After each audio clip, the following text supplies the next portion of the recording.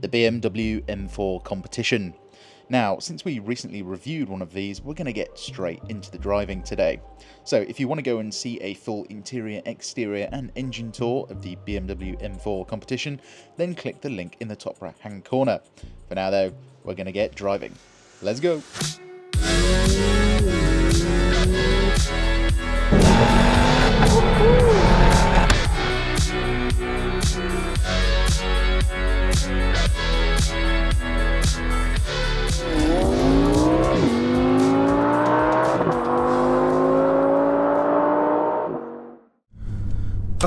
Back in another BMW M4 competition. And why are we back? Well, because last time, we didn't really get to drive it properly, and I didn't have a lot of time to really review it properly either. Today we are going to do both of those things though. Anyway, driving this thing around town, same as last time, it's so much better than the previous car when it comes to daily livability. And it's not just because, the steering's a bit lighter, whatever. It's literally the gearbox, because now we have a ZF 8-speed transmission. It's just much smoother.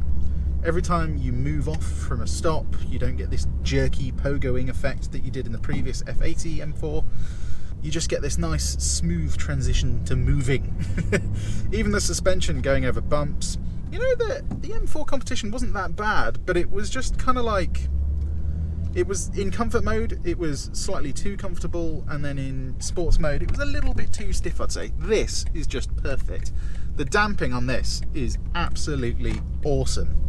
And it just means driving this thing around town, the only sign that this is like a proper M car is just the dash. The rest of it is kind of like just a nice BMW. And I know for a lot of people that might be not necessarily a good thing, considering this is supposed to be a sports car, but don't worry, this is still an absolute animal when it needs to be. It's what I'd call a bit of a weapon.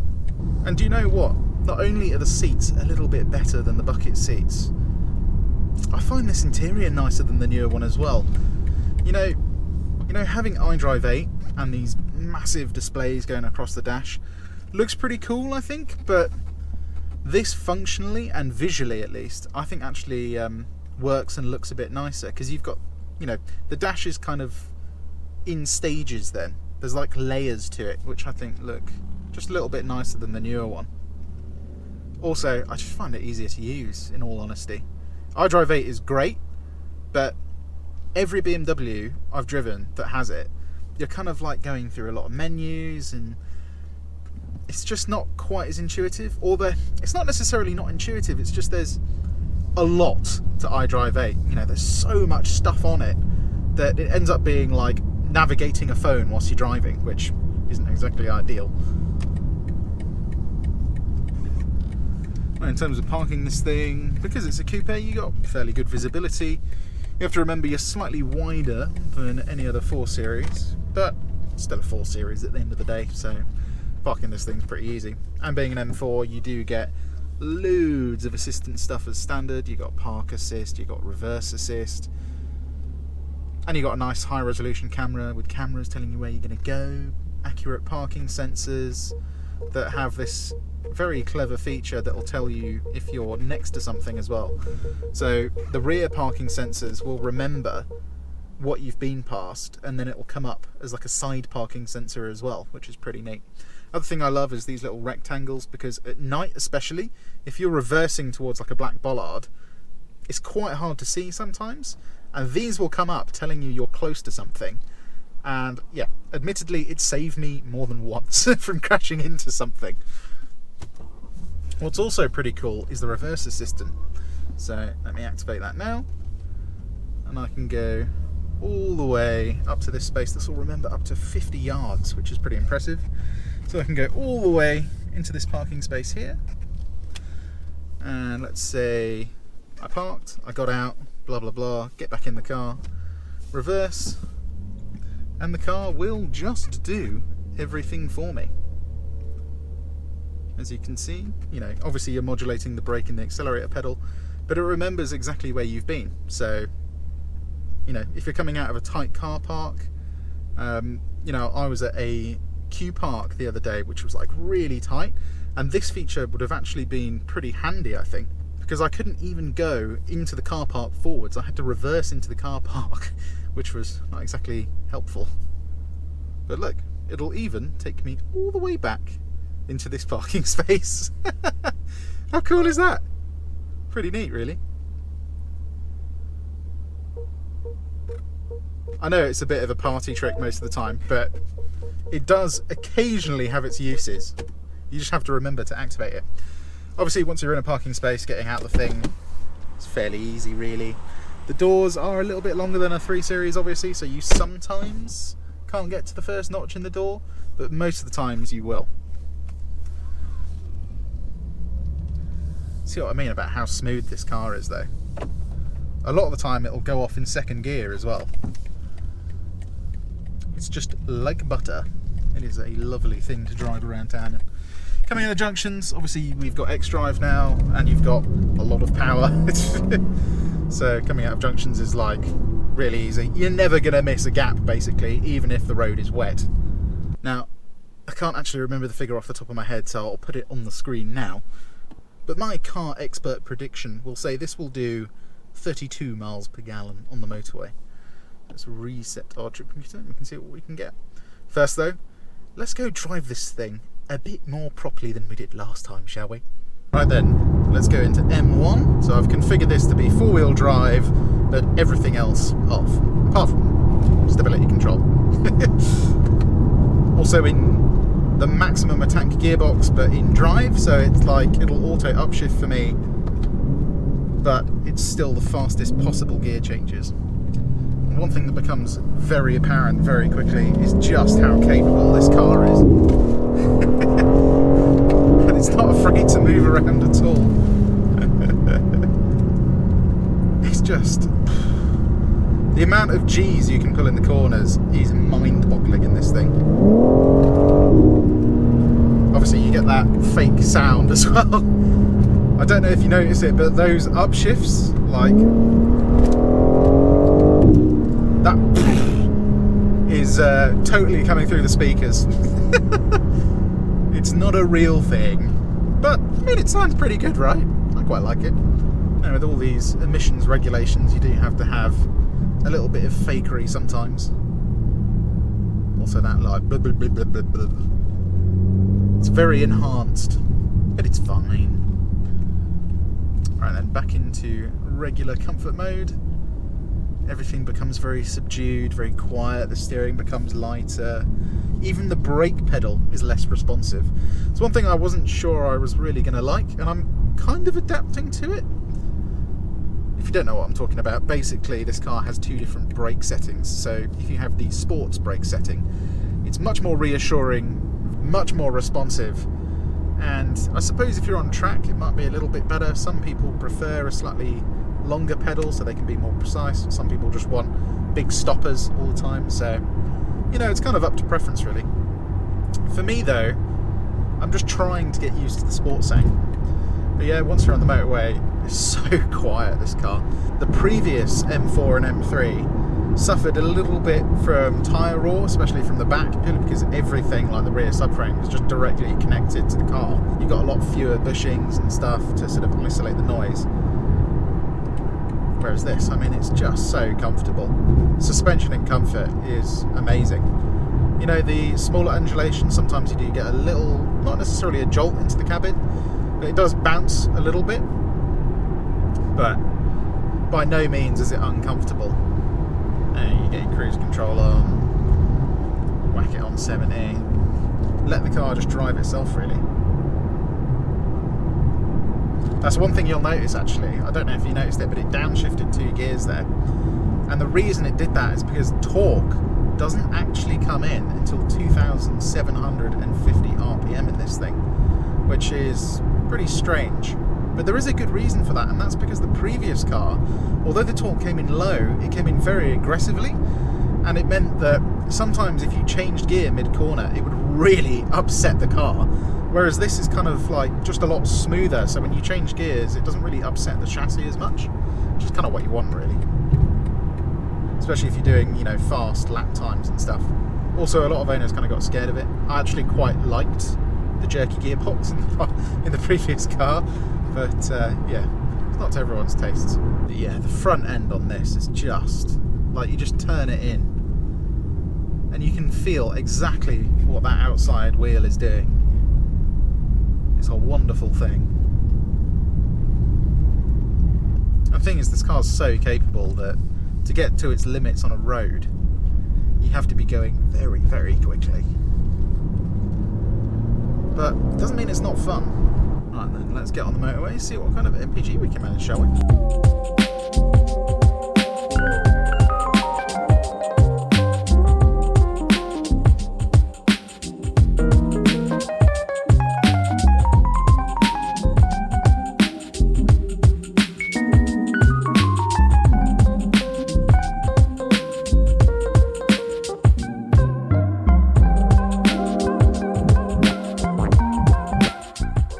Unfortunately, we got stuck in quite a bit of traffic there, so it affected our economy figure just a little bit.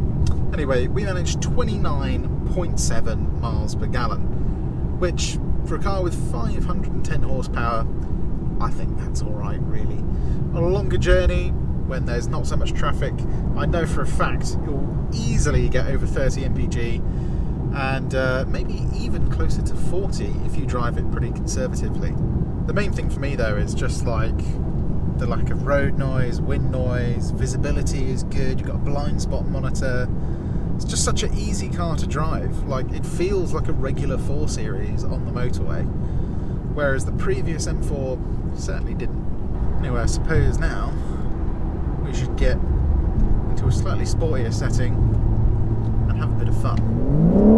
Let's go.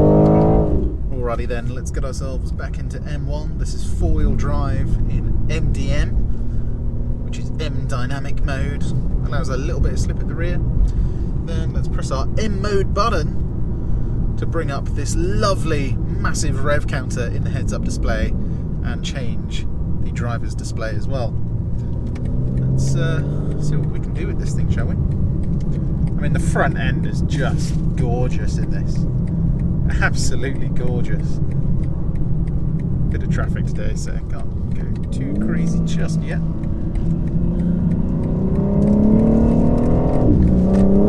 But even in a straight line, you can feel the rear squirming around in this thing.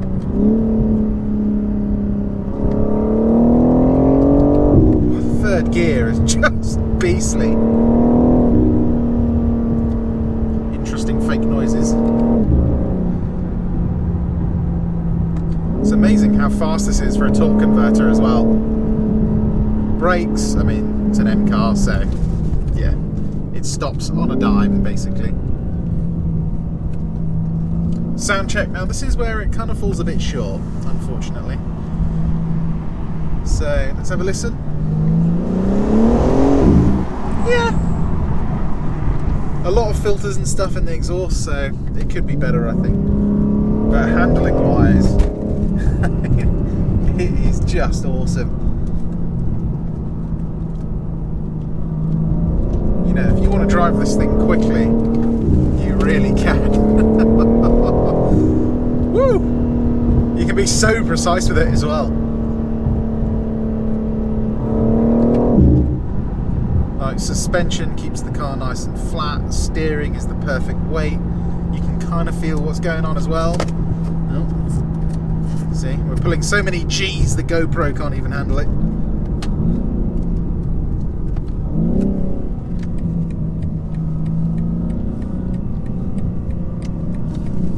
It's just coming around corners there is where you feel so much grip. Like, the front just hangs on forever.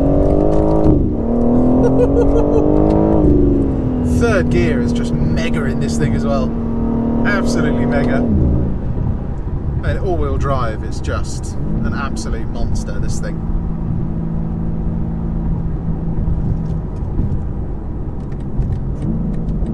Even in the wet, I mean, to get it to lose grip is quite the task.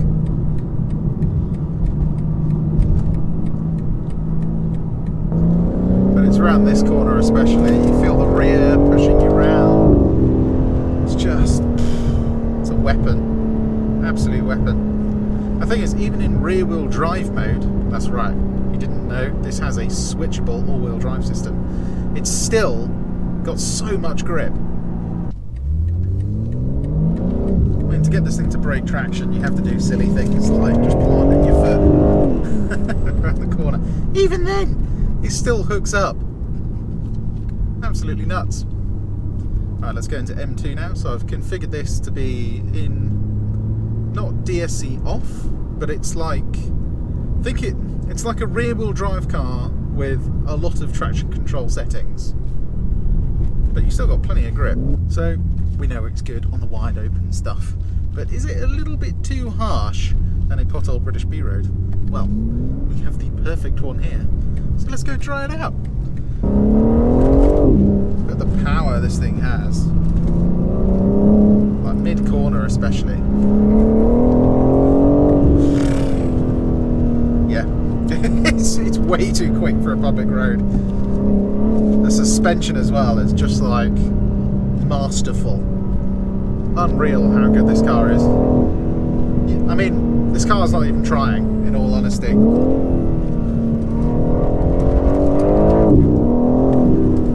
Yeah, the fun's over in 2.5 seconds, if that. Can we hit 60 before the corner? In rear-wheel drive mode. Yes, we can. Actually, that didn't feel like rear-wheel drive mode to me at all. Come on. Oh.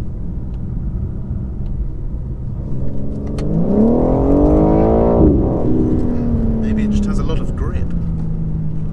It's telling me it's in rear-wheel drive. Good lord. This thing is so ridiculously fast, man. Around this corner though, I just love it.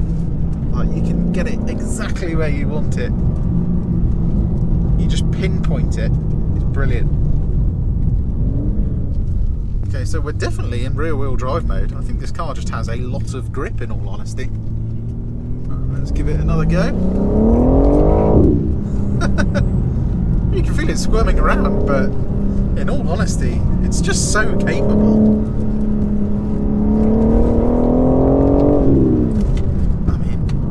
Brakes as well, very good for when you see a lorry coming the other way. For me, it's just third gear. It's beastly, absolutely beastly.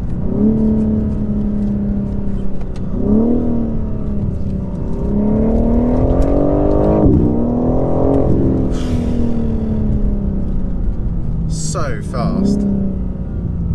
It's really good as well. I'm gonna have a go down again. Okay, let's give it another shot, shall we? Oh, my eyes! You can actually feel your eyes getting pushed back in your head. Oh, my lord. Unreal, man. Absolutely unreal.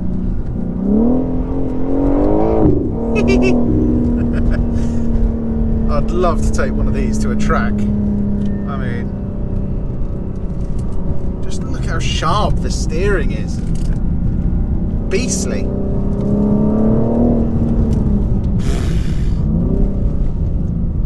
It's so capable, in fact, it actually makes you feel a bit queasy. Obviously, cars that are fast in a straight line, you know, they don't really make you feel sick. This is so capable around corners that you find your skull feels like it's been rearranged. Absolutely bonkers. Right, let's do it one last time then. Just for good measure, you know. Not just because I want to.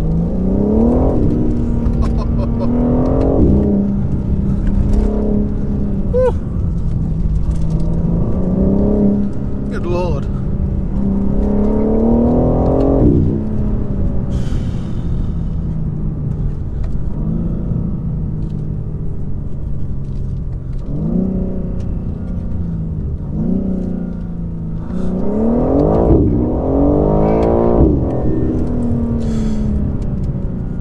That's a lot of grip for just rear-wheel drive.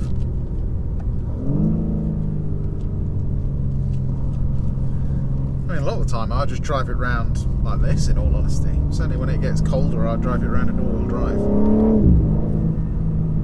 A lot of people get scared as well because you have to turn stability control off, but you've still got traction control, right? So, and it's adaptive. So like, if you want to have it all the way on, you can. And that basically doesn't let you lose grip at all.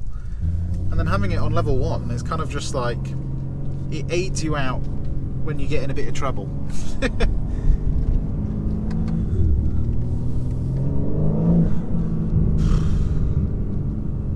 This car is an absolute stomach churner. It really is. Right, I'm gonna have to relax now. Oh, that's better. But yeah, I wanted to make this video again because this, you know, if you trust my advice a bit, hopefully you do by now, this is the spec that I'd go for. This colour I think looks really nice, but this interior, more importantly, I just find it a lot easier to get on with, and I think the whole of it just kind of looks a bit more cohesive as well. As good as iDrive 8 is, it's just like a big splodge of screen on the dash, and yeah, this just looks more like a car to me inside. And of course, to drive, they're pretty much the same. It really is just an awesome car. Genuinely, if you're looking for a sports car and you've got £50,000 and you live in the UK, I don't think anything beats this, in all honesty. You've got all-wheel drive when you want it, you've got rear-wheel drive when you don't, and it just drives better. It's just better. Like, it's better than an Audi RS5, I think. Certainly better than the upcoming Mercedes C63S with its 2-litre engine. Don't know why they did that, but it's just awesome. Literally all you need on this is an exhaust, and if you want more power, get an email sent to you and download it. It is an absolute monster. Anyway, as always, if you enjoy this content, please give this video a like, and why not subscribe, as not only can you see more content like this, you can see everything we have for sale, which unfortunately doesn't include this BMW M4, although there will be a link to our generic website down below where you can see what we have for sale. Anyway, my name's Tom, and you've been watching Paragon Cars. I'll see you on the next one. Cheers.